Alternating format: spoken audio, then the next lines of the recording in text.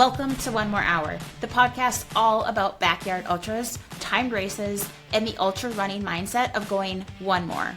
If you're an ultra runner, a trail or ultra runner curious about the format, or just someone who loves to test your limits, you're in the right place. I'm Jaci Wilson, an ultra marathon and marathon run coach, trail runner, outdoor enthusiast, and backyard ultra expert.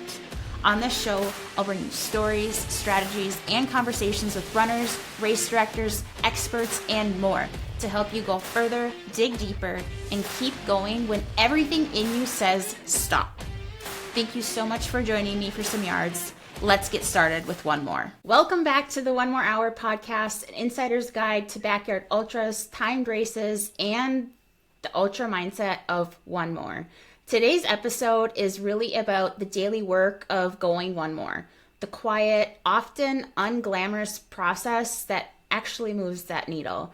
It's not the finish line, it's not the results, it's not the outcome goals that we love to focus on, and it's not that quick dopamine hit, but it's the choices that we are making every single day that shape who we become as runners and as human beings. And really, this gives me goosebumps thinking about it, but I'm so excited for this conversation. We are talking about consistency over intensity, process over performance, and really how to learn about enjoying the journey instead of rushing towards that next milestone. But the truth really is the results that everyone wants are built in the small moments. It's showing up when motivation is low. It's trusting the work when progress feels slow. And it's staying committed even when no one is watching. And with whatever you want to achieve in running, in life, backyard, yards, you have to start with the basics and you have to start with that daily work. Today's guest is Jon Fischer, the founder of Phase One.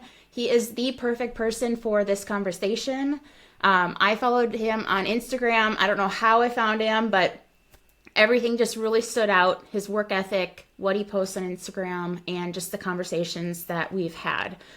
This episode is an invitation to zoom out and to remember that the daily work is the reward and to continue to be resilient. So, Jon, thank you so much for joining me today. Welcome to the show. Hey, Jaci, thanks for having me. I've appreciated our conversations that we've had so far, and I think the algorithm was doing its thing like it does. I'm not a major fan of social media, but I am grateful for the algorithm and the connections and just getting like-minded people together. So I'm going to do my absolute best to stay on track, because last weekend we had a meet and greet and I was a spider web. It was all amazing. Thank you. You're very organized, and so you took notes of our conversation, sent them to me, and I'm just gonna leverage that if that's okay with you. Absolutely. And I'm just grateful to be here. It's been about a year since I've been on someone else's podcast, and over the last year I really just hit the reset with my life, my values, and great things have come from it, but I haven't been doing a lot of races. I've really just been operating in my garage, and that's where I'm at right now. And I hope that what you and I get to talk about today, it resonates with someone. It gives some encouragement if someone needs it. So just for everyone that's listening, what I'm going to share today, I'm just going to go over an overview and then I'm going to get right into it.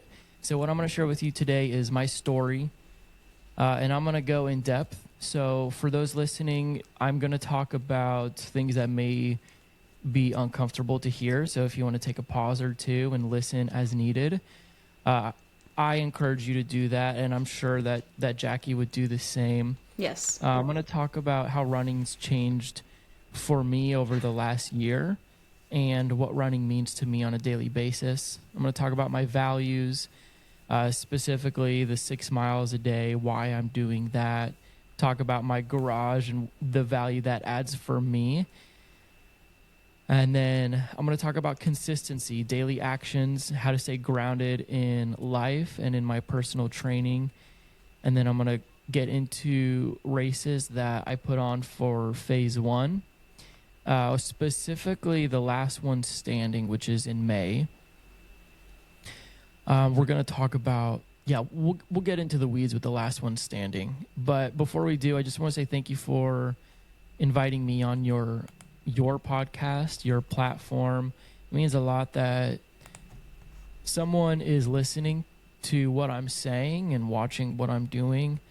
We don't always know who's paying attention, but if you're paying attention and you've invited me here, then that means a lot, and I just hope this adds value to whoever's listening. So the first part that I'll get into is my story, and this is something that I ask people a lot, is for them to share their story. And it's a tough thing to do because we've lived a lot of life, we've done things, and for me, when I think about the things that I've done, there's a lot of things I'm shameful of, and I have regrets and things that I'm just not proud of. So those are things that I think about. But if I take a pause and reflect on my journey and really where it started and how God was operating in my life and allowing me to go through momentary discomfort and suffering so that I can learn a little bit more about myself, my character, and then find hope at the other end, then it's all worth it so far. So to extrapolate that, we'll start with the basics. So I was born in California, grew up there until I was about 6, and then parents divorced, headed up to Pacific Northwest, where I grew up in, where I'm at right now, Spokane, Washington. And for some reason, I don't know why, but the idea of survival always just kind of spoke to me. And I just remember my favorite childhood memories going from our home up to my grandparents' house. They live like 2 hours north of us. And there's this beautiful mountain range on the way to my grandparents. And I would always look. I've always been like a ponderer. I've always wondered about things. I look up at the mountains and I just wonder, like, what are you going to do with your life when you grow up? Fast forward, those are the same mountains that I went to to train for my job in the Air Force teaching survival. So it's just kind of a crazy full circle moment I didn't know about, but it's just one of those ways that God was moving in my life. And then fast forward, joined the military when I was 21 in 2013. And then I volunteered to join the job that I'm in now, which is, it's called Survival, Evasion, Resistance, and Escape. And that's the job that I have. And I teach those skills to anyone who's at risk of being isolated or being separated from their group and they need to come back home. And with survival always calling to me, that was something that I was drawn to in my career, my early days. I initially joined the military because I wanted to be a combat rescue medic and just hadn't dealt with enough adversity in my life, and I quit very early on. I, at the time, just was in deep regret and embarrassment and shame and all that, and that carried on for years. Fortunately, I've learned from that, and I don't dwell on the past anymore. But that shame I just was anchored by for a really long time. And then the unit that I was in, I wanted to link up with the survival guys and help them out. And while I was there, I just quickly realized that they're a part of something big, and I wanted to be a part of that too. So I volunteered to go up to Washington State in 2015, went through the 19-day survival program, and very quickly realized that, okay, there is something in me that is drawn to challenge because there's growth to see at the other end.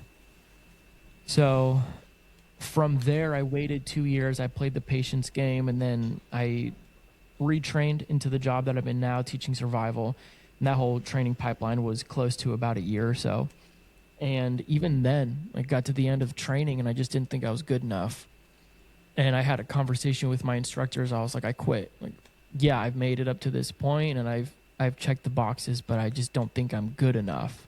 So I quit and packed my bags and walked down that hill. It was like a foot or two of snow, and I just remember carrying all this weight physically and metaphorically, and I'm like, dude, like, you're not good enough. You made the right call. Like, just go back to doing an easy job. And then I got back to the instructor camp and they called me out and they said, hey, like, we've never known your character until you spoke to your team. And I said goodbye to my team when I said I quit.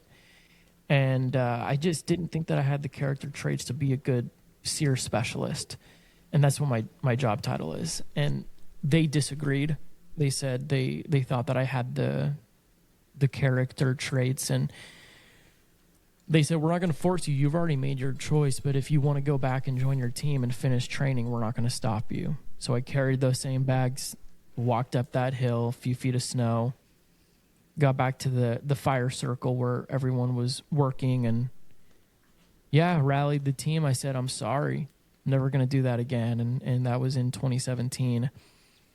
So I share those experiences because they were moments where I took big risks. I chose and pursued goals that were scary.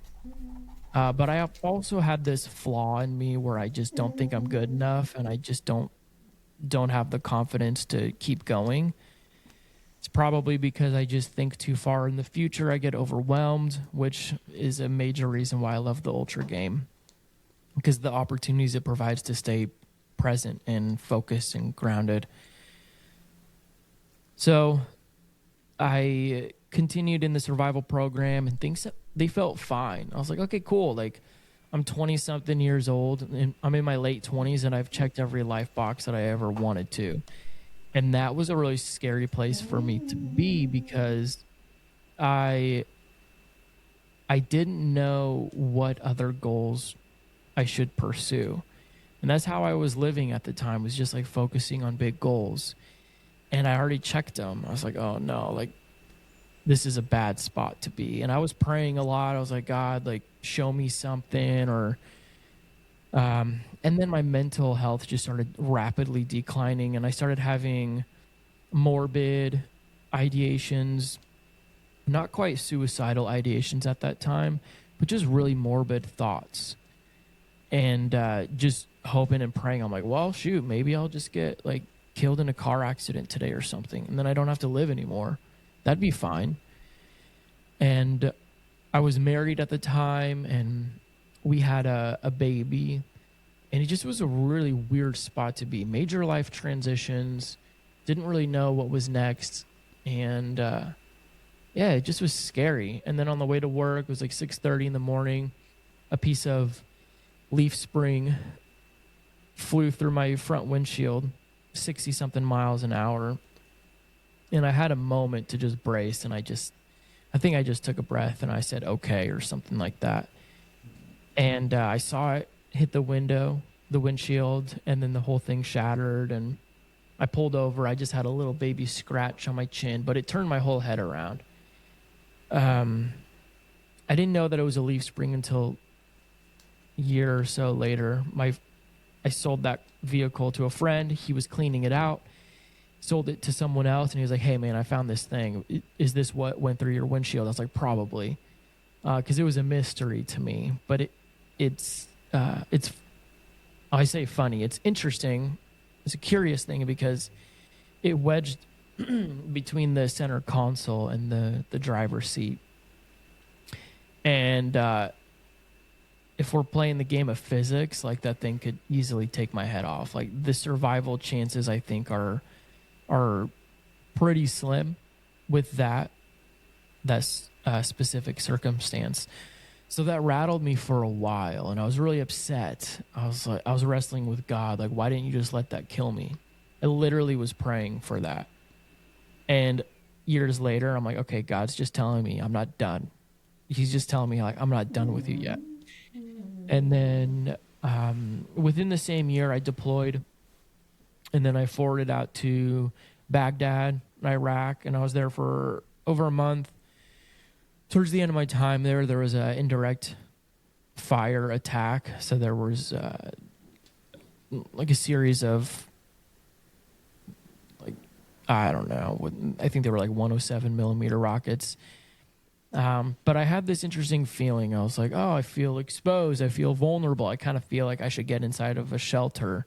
And I didn't have that feeling for the entire time I was there. So this is 30-something days into it. And I just felt like God was saying, like, hey, get back to your little home. And I hurried back. I was carrying a jug of water because I knew I needed water, and they had these big cases outside of this little compound area. So that's the only reason why I was outside. So I just remember, like, hustling back, and I felt kind of silly. I was like, you don't hustle, dude, like, unless you absolutely need to. And no one's telling you that you have to. You just got this feeling. So I hustled back right when I closed the door. Heard the rockets coming, then I felt the impact, and then it just rattled everything and almost knocked me off the bed. And the initial thought that I had was humor. I was like, oh, this is funny. This is funny because I'm by myself and I don't have anyone to share this moment with, and I'm pretty sure I'm gonna die. And in that moment, I sent a text. Just let my family know I loved them, and then I just started watching The Office. The Wi-Fi was still super strong, and I'm like, well, if we're in the middle of a rocket attack, like I'm gonna die laughing. So I just started watching The Office, and that's just where I was at that time in my my headspace. But those two moments happened within the span of a year, and that really did some damage to me on a holistic scale. And then knowing that the marriage was pretty rocky, it just didn't help. I got back home. We had some issues in the family, and they just didn't go away. And then sometime after that, we moved to Texas. Family life got really challenging. We were separated from the core of our family, and it was just us in a home. And that's when my mental health started to really decline. That's when I started developing suicidal ideations, and my friends were talking about selling guns, and my mind would go to, oh, okay, well, it started as like a fantasy. I would think of ways that I could end my life, and I just had this like picture perfect idea of how I would commit suicide. And it would be when my 2-year-old daughter was sleeping, wife at the time was asleep. I'd go in the garage. I knew exactly where I wanted to sit, and in the wall that I would be sitting against, and I would go to sleep with hope, knowing that there's a way out. I was like, okay, cool. Like I actually don't have to do this anymore. Like, yeah, I know I've got a kid, but there's a lot of other people out there.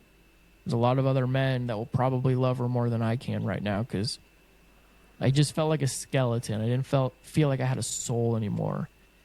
And genuinely just a really, really dark place to be. And I remember having conversations with my brother, and he's like, I don't know you. I don't know who you are. I don't know who I'm talking to. I was like, I don't know either. I don't know either. But at that time, my supervisor came to me. He's like, hey, there's a winter survival course in Norway. Do you want to go? I was like, yeah, man, sign me up. Sign me up. Let's go.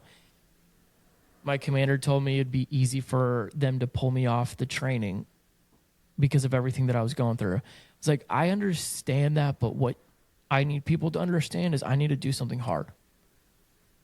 I don't know what that hard looks like, but I need to do something really hard.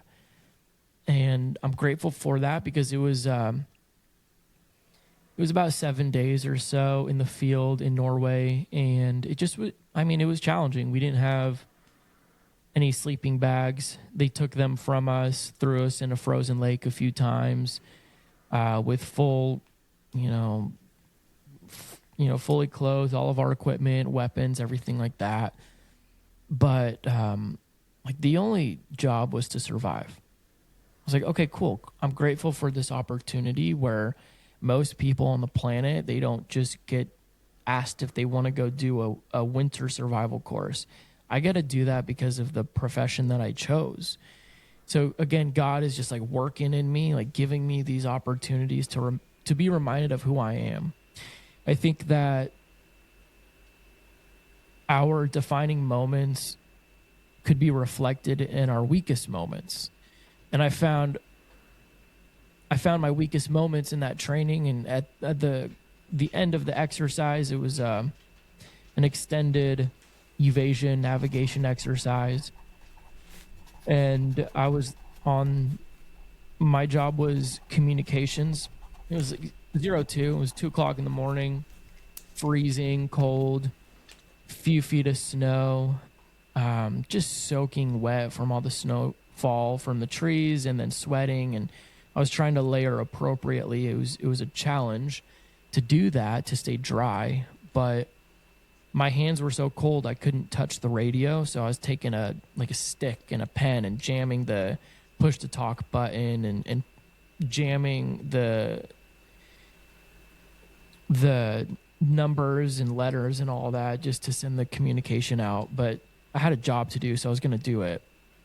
At that time, the team, I was like, hey, like, just go, I'll catch up. And I remember just sitting like in the snow with all the layers that I had. I was like, I'm tired, hungry, exhausted, thirsty, anything that a normal human would be doing or experiencing while in the midst of a 19-hour exercise. And I was like, why don't I just lay down? Like, this snow, it will insulate me. It'll keep me warm. But then my rational brain at the same time was like, if you lay down, you go to sleep, you're not waking up. You're going to die tonight. You're going to die in the snow alone for nothing. So I had to will myself to survive. And that's a psychological aspect to training that we talk about a lot, is the will to survive. And I just told myself, I coached myself out loud. I said, Jon, like, stand up. And it just started with that. Just telling myself out loud, stand up. Jon, put your ruck on. Okay, I put my ruck on. Jon, move. Okay. And it didn't get any easier. It got more challenging, but I didn't focus too much on the future. I just focused on one step at a time. And as much training as I'd gone through before that, I don't know if it always makes it easier, but what it does do is make it more manageable to do hard things, because I've been there, I've done it before. May have looked and sounded a little different, but been there before, and I've done a hard thing or two. And I knew that I needed to do it, or else I wasn't going to survive the night. I was convinced that I would die if I didn't move. And I'm grateful that I did. I learned a lot of lessons, and sometimes the lessons aren't forged in the moment. They're not observed in the moment. But when we do hard things, like, we're just putting confidence tokens in our pockets. And, in a moment that we need it, sometimes metaphorically, we'll just keep our hands in our pockets, and then we got that confidence token, and we're reminded of what we can endure through that momentary discomfort. So that was a very pivotal moment in my life. And then around that same time, I knew what ultras were, and I knew they were impossible, is what I limited as impossible. My friend asked me when I was on the phone with him, he's like, hey, there's a 50-mile race, Palo Duro. Do you want in? Instantly, I was like, yeah. And it was weird to me. I was like, why did I just say yes? I already knew what they were. I thought they were impossible. But I said yes anyways. And I became relentless in my pursuit of progress at that time. Maybe was running like a few miles a week or something. Followed a training plan, never missed a training day, and gave it all the effort that I had. And stood the line for that race at Palo Duro Canyon in North Texas. And very quickly, I realized what an IT band was. And it flared up 18 miles in. So I did not hit 50 miles that first race. I got 35. A lot of walking, a lot of crying, a lot of frustration. And it was, at the time, it was very frustrating. But now, I'm just grateful that I had that time. And that's really what kept me going. I remember crossing the start, getting ready for the second loop, and I looked back at the parking lot and I'm like, there's the car. I can just go back. Like, I'm not going to make it. But then I looked at my watch. I was like, dude, like, you got time. And that's the beauty of ultras, is that you have time. And no, goals aren't always going to be achieved. What we're setting out to achieve is not always going to be the reality, but that's where the values-based lifestyle comes in. In that moment, it wasn't about getting the 50 miles. I just asked myself, like, what do you want the end result to be? What do you want this story to end? How do you want this story to end? Like, if we're opening up a fresh page in the story of our life, we got a pen in our hand and we're writing the story, what do we want the end of that story to read? How do we want that chapter to end? And I was like, well, I don't want it to end by me just being boo-boo poopy pants and going back to the car because I'm not going to run 50 miles today. Like, why don't I just give it the effort that I have with the time that I have? So I walked that whole next loop. I think it was like around 15 miles or so. And finished pretty close to the park closing.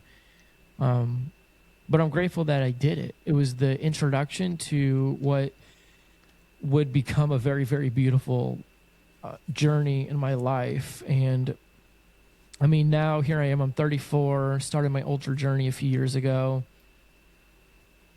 I was away from my daughter. I was doing really stupid things. I got a divorce while I was in Texas and did not care about my morals, didn't care about my character. It was a really tough time for me because on social media I was posting a lot of accomplishments, like, this is what I'm doing, this is how far I'm running. But deep down I'm like, dude, you're a flawed man in full. You are a wretched human. You're taking advantage of people for momentary satisfaction. Like, that's who you are. Is in your weakest moments, this is how your character is being forged, by my actions. And now I look back, I'm like, it didn't really matter about how many ultras I ran. I did that because I thought, if ultras are impossible and if I could survive, then what else can I survive? And I'm just grateful for it all. Just be grounded to where I'm at right now in my life. I recognize how I'm a flawed human and made a lot of mistakes, all in the pursuit of just trying to feel something. And I think back to all the ultras that I've accomplished, and what I'm most grateful for is just the gift of suffering so that I could recognize what I'm capable of enduring, and along the way finding out who I am at my core. What I love about ultras is we have so much time to figure out who we are. If we're patient enough to become weak, those are forging moments. Because I believe that our strongest holistic self is at the other end of the most discomfort that we are willing to endure. And I chose a lot of suffering. I chose a lot of pain. I knew that ultras would be painful, but I was already in pain, so what difference did it make?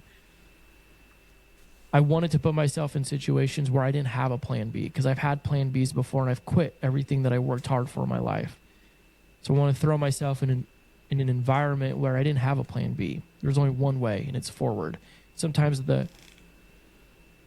the only way to get out of darkness is to go through darkness. Sometimes the light at the other end, it seems really dim, but if you catch it, you just hold on to it like a lifeline, because it is.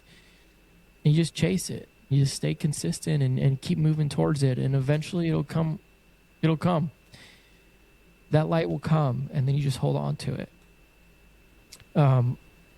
But gosh, I mean, I think I'm getting back on track. I'm going to look at the notes really quick. So I've talked about my story from just feeling, just not really knowing who I am. And a lot of that has to do with my dad. He was not present when he was. It was physical and it was abusive and it was painful. The way that he defined me as a man was something a father should never do or should never define their children as. I shared my struggles, my suffering that I've gone through mentally and emotionally, big things that I set out to do that I quit. So those are really pivotal moments in my life. And eventually I found running. The next thing that we were going to talk about, I'm just trying to keep on track, was how has running changed for me in the past year, and what does it mean to me? Okay, I like it. Running a few years ago was performance-based, and I just wanted people to see me do something. I wanted people to say, hey, man, I'm proud of you. Like, you did something awesome. That's really cool. And I was trying to inspire the world. And then I realized that I was unsuccessful in inspiring the world, and it just burnt me out. So what I ended up doing, I just flipped the script and I turned the page, started over, and I thought, what if I can just inspire myself? What if I can start there? Just inspire myself and see what happens. So a year ago, I had signed up for the Triple Crown, which is with Destination Trails, and put it all on credit, maxed out credit cards in this pursuit of what I thought was progress. But it really was a pursuit of validation. And I ended up just pushing all of those races to 2026 because I wanted to be present with my daughter because I moved back to Spokane. Now I'm with her. That's just been amazing. I just wanted to be a present dad, be with my kiddo, watch her grow up. So I pushed all those big races so that I could stay present as a father, but also because I was broke. I maxed out 3 credit cards in this pursuit. I just didn't have the money to do it. Well, then,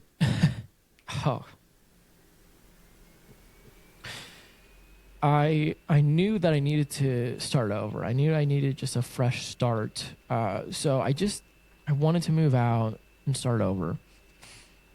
Found a really sweet apartment, and I'm maybe like 10, 15 minutes into moving in, and a really sweet lady reached out and said, hey, I think I see you at my apartment.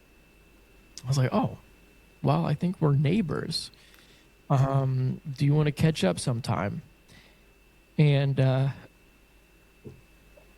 it's been a really, really sweet journey. I married that sweet lady a few weeks ago. Gosh, I just think about all the stupid things I've done in my life, and we talk about it every day. We're just so grateful for one another, how God intervened in both of our lives when we were just broken, lost people. And we're just trying to be as healthy as we can, and God's like, here you go. And gosh, it just makes me wonder, like, all the things that I've done to try to find myself, and she's helped me find myself. And it's just, how she shows up. She just loves fearlessly and relentlessly and supports me. And maybe that's all I ever needed, was just someone, just accepting me. She always has. And so that's just been the greatest journey over the last year. And she's seen me, how I flipped the script and started over. And what I do is I run every day on my treadmill, and I run 6 miles a day before I leave my house and before I get going. And the 6 miles, it was just a number. One time I was like, I feel like 6 miles would be hard to do one time. Well, what if I just do it every day? And that's the journey. That's where we're at right now. So if you check out my Instagram, you'll see a picture the goal every day, 6 miles a day. It's not because I want to. It's because I know I can, and I know I need to. And if I can show up a healthier husband, healthier father, healthier coworker, as a supervisor, whoever, like anyone that gets to interact with me, I want to give them my best. And if I can show up in my weakness every morning and do something I don't want to do and see it through, then that's a good start to the day. So what running really is meant for me over the last year is just, it's an opportunity to live a values-based lifestyle. So I scrapped the goals and I just focused on values. I was like, well, what are my values? My values are compassion, integrity, accountability, adaptability, resilience. These are things that I value. I just use running as a way to leverage those values to achieve a specific goal of forging holistic strength. And that term to me, holistic strength, is physical, mental, emotional, and spiritual strength. So there's an hour a day that I'm running 6 miles, and I have those opportunities to endure that discomfort, as momentary as it is, and become stronger. It doesn't always look good. Most of the time I feel like it looks pretty sloppy, but I'm going to do it anyways. And I'm always grateful for it. Let's see. Yeah. The next thing that we're going to hit is how valuable is consistency in daily actions, and how they play a role in staying grounded in life and in training. That is huge, my friends. It's huge. If I leverage my values and I stay consistent and disciplined in doing something I don't want to do, but I know it's going to benefit me, only good things have come from that. The challenge is doing it. It's very simple. There's no shortcuts in life. There are none. There's no motivation. I'm not motivated to do anything. I haven't been motivated for a very long time, but I'm very inspired. I'm inspired by I'm inspired by my actions. Like the fact that I do things I don't want to and I do it anyways. That's inspiring to me. And I don't leverage that for pride. I just recognize it and I try to show up healthier. It's hard to explain how to be disciplined and consistent with words besides just do it. And I say that in an encouraging way. I would hope that people just recognize, like, just do what you know you can do and just acknowledge it's not going to be easy. Challenge is always a prerequisite. But you know you can do it, so just do it. I don't know how else to talk about it. And that's what's tricky sometimes, is talking about how discipline and consistency pave the way to seeing results. It has. I've seen results. I also know how challenging it can be to lose it all. I can lose it easily by just not doing it. I can look at that treadmill and just not get on it. That would be easy. But when I've conditioned my body over the course of, I haven't been running every day for the last few years, but the last year, I set a goal to run 6 miles every day. There's no end.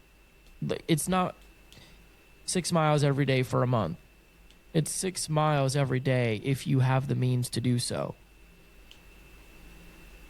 And what happens is when I wake up in the morning and I'm staying consistent and disciplined with all of my, like the ways that I live my life, my routine, my body's ready. it's not always physically primed, ready to go, but internally in my core, my body's like, all right, Jon, it's time to go. I don't want to do this thing.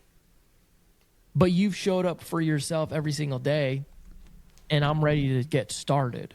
I'm ready to see it through. I'm ready to stay in this line, stay the line, and see it through. So let's get to work. And then I do. And then great things happen. But it has nothing to do with performance-based. I'm not posting 6 miles because I want people to see that I ran 6 miles. I'm posting it because I want people to see, hey, this guy did a thing. He's just as human and flawed as everybody else. But he's showing up anyways, and he's pursuing holistic strength. Okay, like that's my hope. That's what I hope people see from that. And then also I just recently started taking it another step and just posting a picture of me putting my shoes on, like literally tying the laces to my shoes. So people get another perspective. You know, it's not about the performance. What's the performance in tying shoes? Nothing. That's the willingness that I want people to see if they're open to that perspective. Yeah, I hope I answered that one. Yeah, absolutely. I think anyone who has had a routine knows how powerful it can be, and it's the routine builds the consistency without motivation. It builds the action, and I think your body knows what's coming next. You tie your shoes, you're going to get on the treadmill, even though you may not want to do it, even though you don't feel motivated. It becomes part of the subconscious mind to continue on and complete the routine. Yeah, it builds that momentum. And yeah, I agree. I think that's awesome. Well, if I'm sticking with the notes, the last thing that we had was the last one standing race. So this is going to be the first time that phase 1 is hosting a last one standing. And I've done a few of these formats before, and they're amazing. They're so beautiful. It doesn't need to be an amazing course for it to be an amazing experience. It's because the people that show up are already willing to chase themselves and chase limits, break boundaries, and see what they're made of.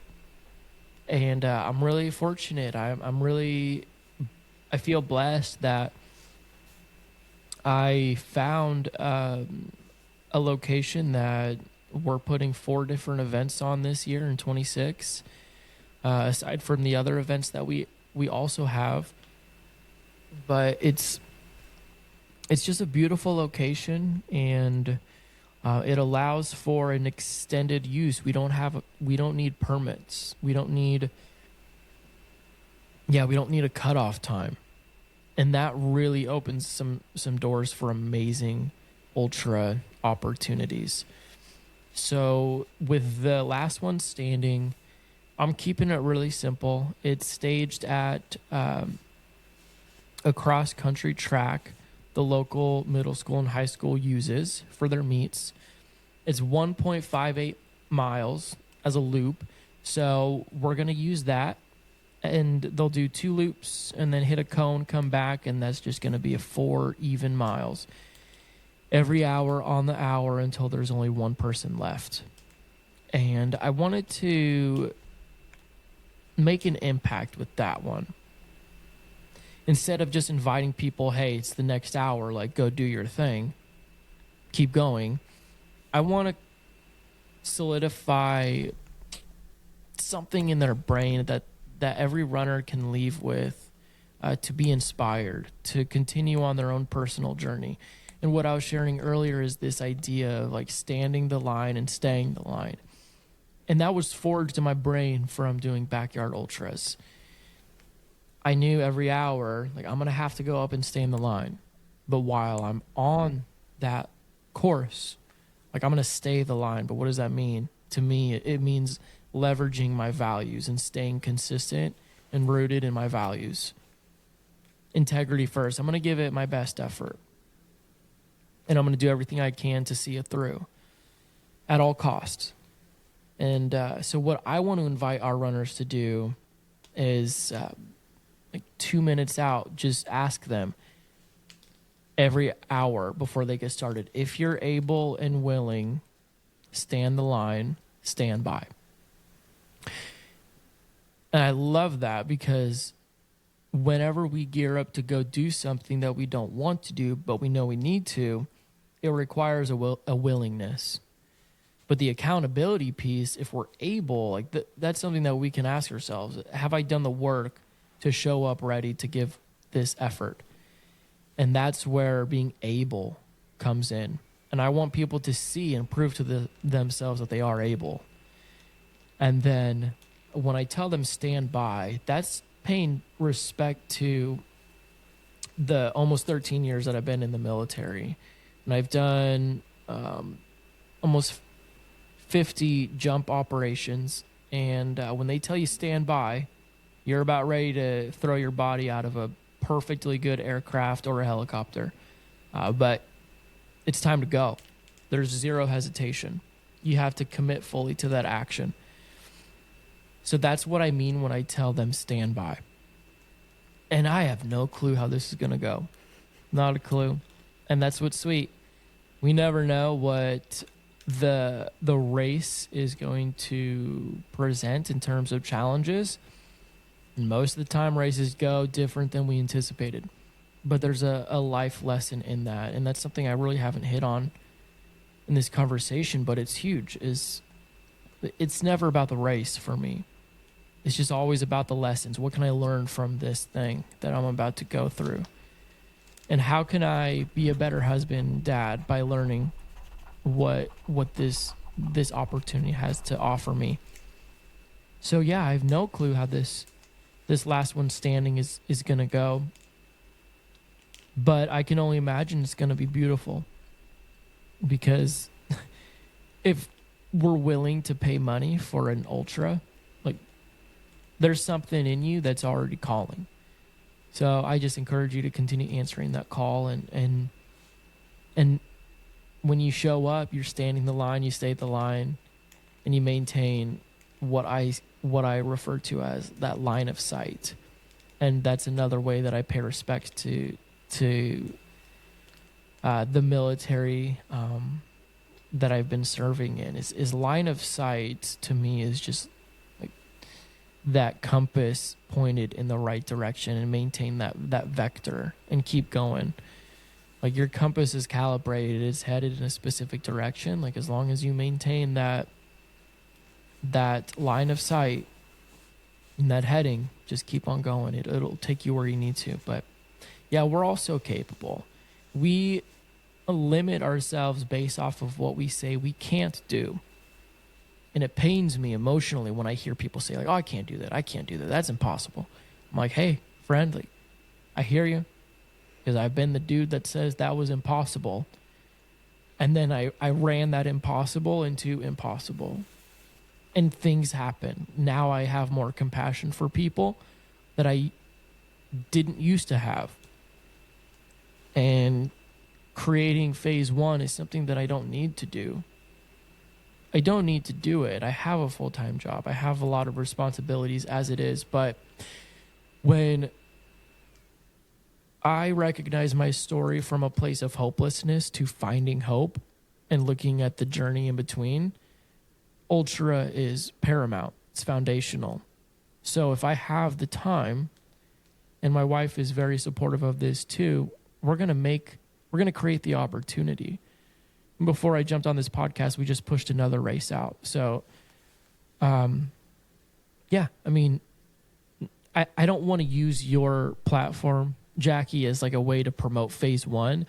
I'm just so excited because it gives people, to me, is an opportunity to find hope. So that's the invitation.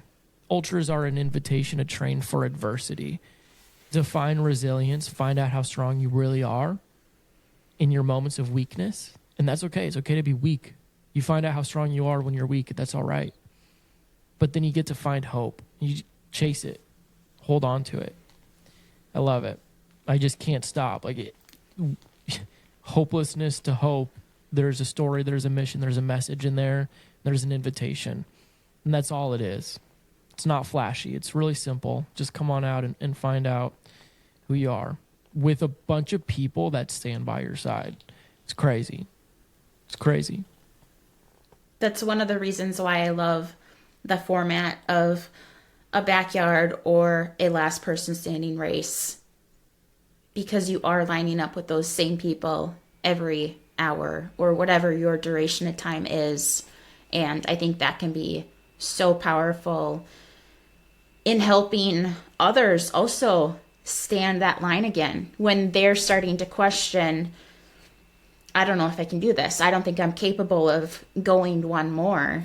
And that's where others can step in and encourage them to remember their values of why they are doing this or what they're trying to learn about themselves. And I think that can be so powerful. Mm-hmm. Yeah. It is. It's a very powerful thing. The relationships that are formed at ultras or backyards, they'll last a lifetime. Mm-hmm. I was talking to someone today. Yeah, he he posted a picture wearing or getting ready for a race he's doing today, and he was repping the Phase 1 hat, and I was like, man, like we met each other by just saying yes to an opportunity, and that was a few years ago. We still talk pretty regularly. That's just one example, but it happened today. Mm-hmm. I think, yeah, like people come, people go, and there's different seasons, but when we suffer together, it's not just the suffering aspect that brings people together. I think that's partial. I think what really brings people together is the forging of perseverance in the midst of suffering with one another. I think we forget about that part sometimes. Yeah,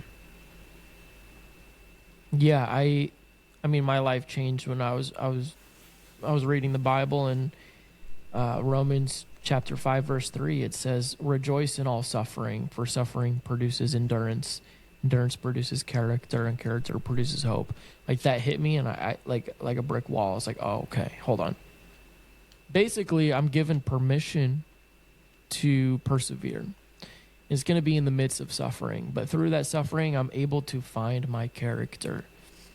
And I mean, my character in Christ is the only thing that really matters to me, which is why I don't care about performance. It doesn't matter to me what people think of. I don't know what to say about it. I just don't have anything to say. It doesn't matter to me anymore. But I know who I am. I know my identity. And I also know the hope that I have. So it wrecked my world in the most beautiful way. I didn't know. I didn't know I needed that. But yeah, I just wanted to say that because I've mentioned that the words that I'm saying. I mean, I've been truly inspired by reading the Bible and seeing the permission that it gives me and us to go through trials and tribulations and to see it through, and the hope that we get to have is just so good. No, and I think it's a lot of times we do need that permission in many different ways, whether it is from the Bible or someone else to do certain things. It's, I don't know, part of the human species. Mm-hmm. Yeah. Yeah. I think it's foundational. It's fundamental. I think that community is paramount. There's that, I don't know if it's like a proverb or something, but especially in the ultra community, we hear it a lot and we talk about it a lot. Like, you want to go fast, you go alone. You want to go far, you go together. Yep. That is so true. And especially for that ultra format or the backyard format, it doesn't have to be big and flashy. Like, you just go somewhere. Yep. And you're already in this headspace to go places. You just get to do it with other people. Mm-hmm. Yeah, I've gone so much further than I ever thought possible, knowing someone was by my side or waiting for me. For those who are struggling with standing the line again, Mm-hmm. and they are at that edge of, I don't know if I can continue to suffer mentally or physically, what advice do you have for them to stand the line again? Yeah, I love it. Accept the invitation. And that's vague. It's vague. But there's an invitation that I think all of us will be given.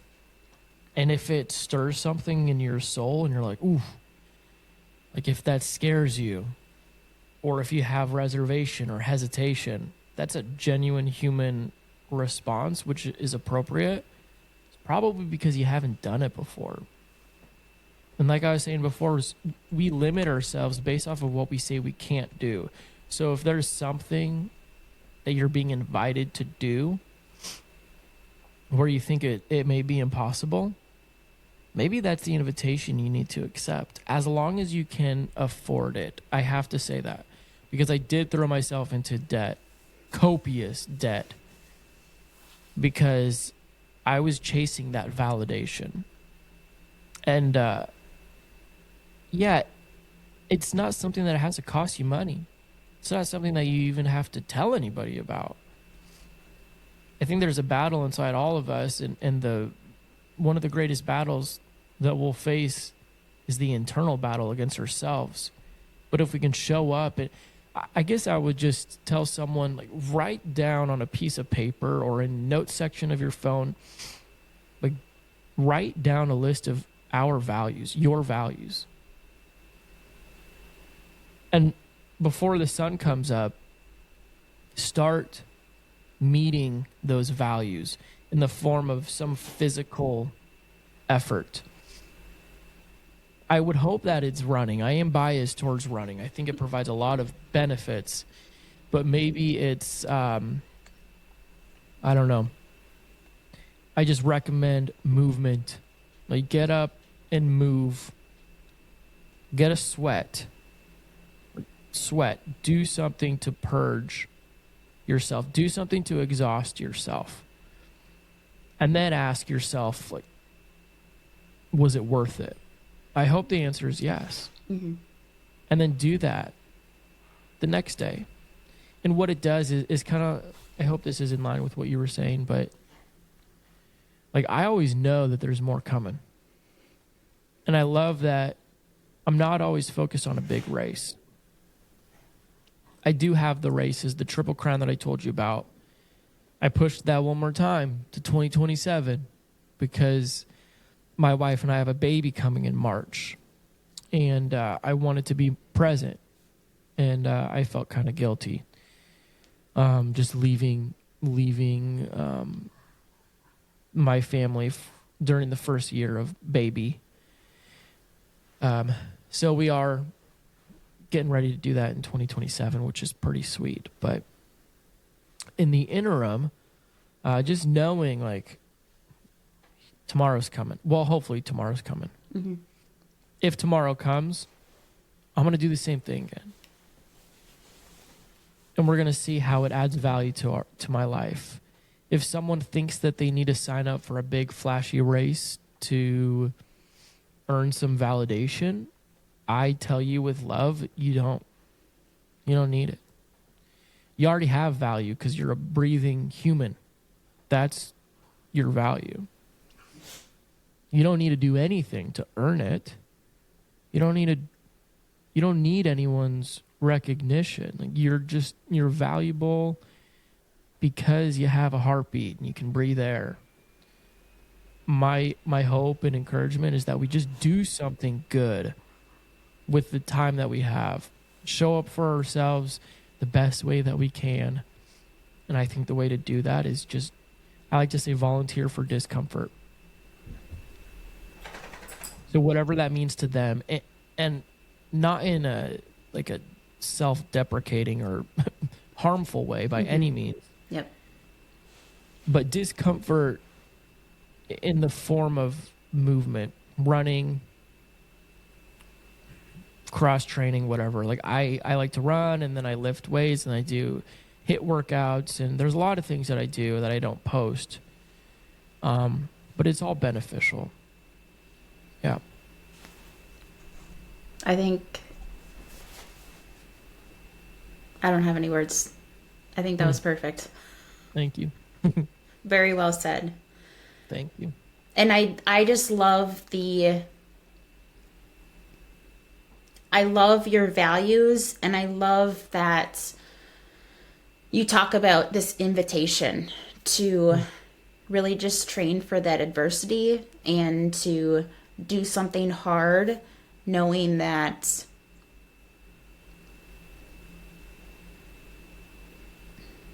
I don't know, it's almost like you get the hard thing done to take on the rest of your day. That's exactly what it is. With whatever is coming your way, I feel like you can handle it a lot better. Mm-hmm. And then you just do it again and again. Yeah. Mm-hmm. Yeah. Is exactly right. We have no idea what our day looks like. We don't even know if tomorrow's coming. Mm-hmm. But we're all fortunate enough that we've had a series of tomorrows, if that makes sense. And another thing that I try to do to not be so overwhelmed is just count my blessings. Just take inventory of what I already have. And the things that I already have that I'm most grateful for is just the ability to breathe and move. You know, I have the ability to move. I'm not confined. And I just don't want to take that for granted. Mm-hmm. I think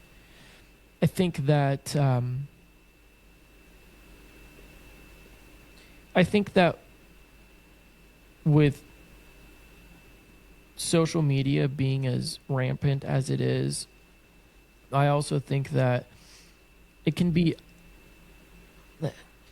isolating. Like, people may post a lot of things and it may look like they have a lot of followers and stuff like that, but maybe they're feeling alone and they're feeling isolated.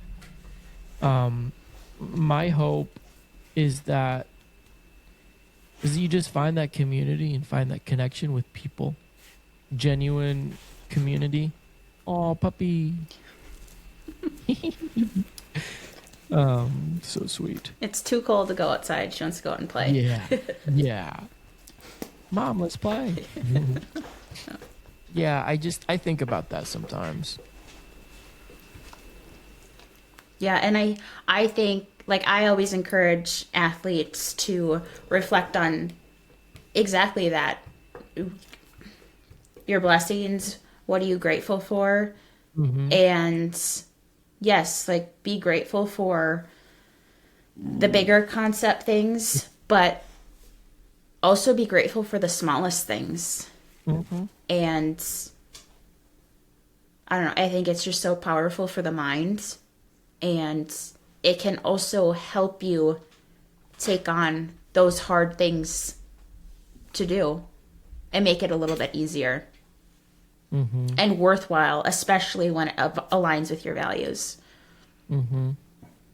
Yeah, and whatever we're classifying as those small things, sometimes those are the most impactful things. Yes. It's not, for me, it's really not profound. Just being grateful that I have the ability to breathe, because there was a time where I didn't want to do that anymore. Yep. And to get to the place where I'm like, oh gosh, like, to know the relationship I have with my child now. She's going to be 6 in April. And I'm like, I don't want to shame myself for being in a state of despair that I was in, I just give myself a little bit of compassion. And I think that's something that we all can do too. It's like, sometimes we get so frustrated with ourselves when a race doesn't go the way that we want it to. And we're like, oh, I got to go on social media and I got to tell all these people that I DNF'd. I know how that feels because I've done it. But guess what? Like, it's all fine. It's fine. You're okay. Everything's okay. Everything's okay. But I just wanted to say that because, like, for so long I didn't give myself compassion.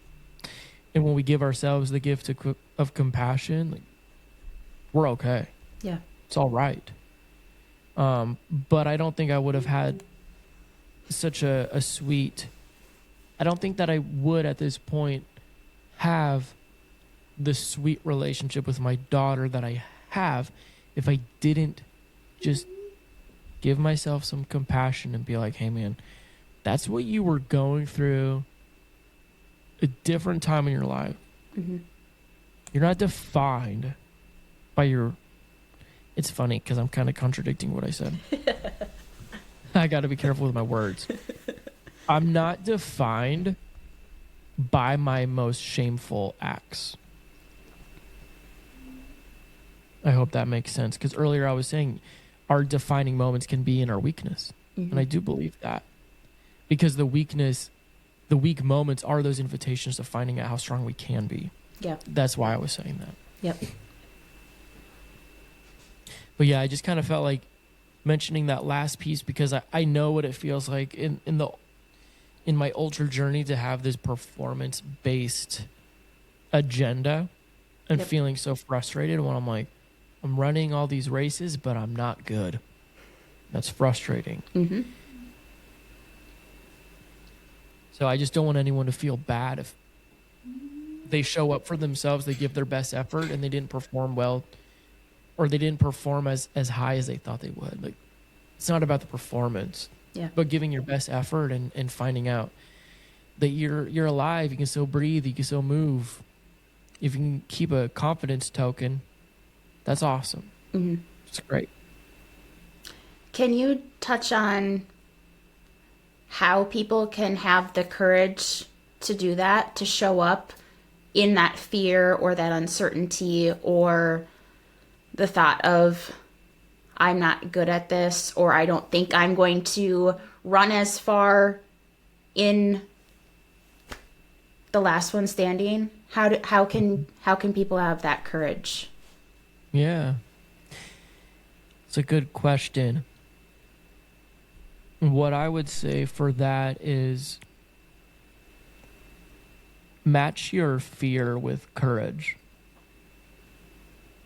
If we're standing the line for a last one standing or a 200-mile race, if you don't have fear, you're not human. It's okay to be terrified. Yeah. Because you're doing something that most humans wouldn't have the willingness and courage to already do. Yeah. So just recognize the courage that you already have to get yourself to that point. And yeah, just be okay with the fear that you have. Yeah. Yeah. And I think that also aligns with having compassion for yourself. Mm-hmm. Yeah. Awesome. I absolutely love it. I've loved this conversation. I want to be respectful of your time, your weekends. So is there anything that we have not talked about that you wanted to mention before we kind of wrap up today's show? Gosh, I think we talked about so many things.